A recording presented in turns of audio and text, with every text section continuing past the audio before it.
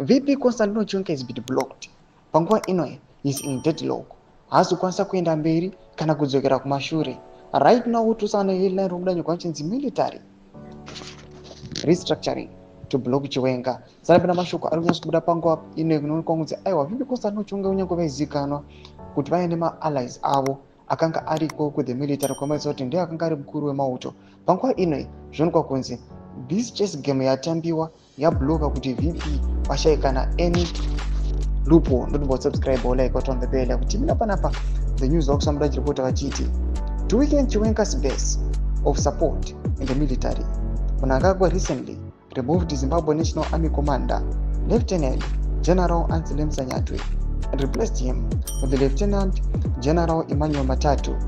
The strategic reshuffle is meant to neutralize Chiwenga's influence and prevent a repeat of the 2017 coup that toppled Robert Mugabe.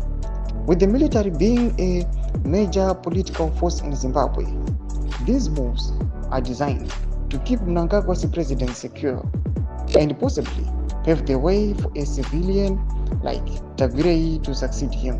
Domashko arikuda panguva ino arikuonekwa kunzi panguva ino this Mnangagwa's military restructuring inyasikuonekwa kunzi irikuva ichimuposition in a way yekuti anoshayiwa any threat. Vana Anselm Sanyatwe, they've been fired and they've been removed. Havasisirimo mumepu. And panguva ino zvinasikuonekwa kunzi mutungamiri wenyika aiwa ava in a safe state. Panguva ino tinoona kuti at the same time vanatafu manei varikuonekwa kunzi vava major general.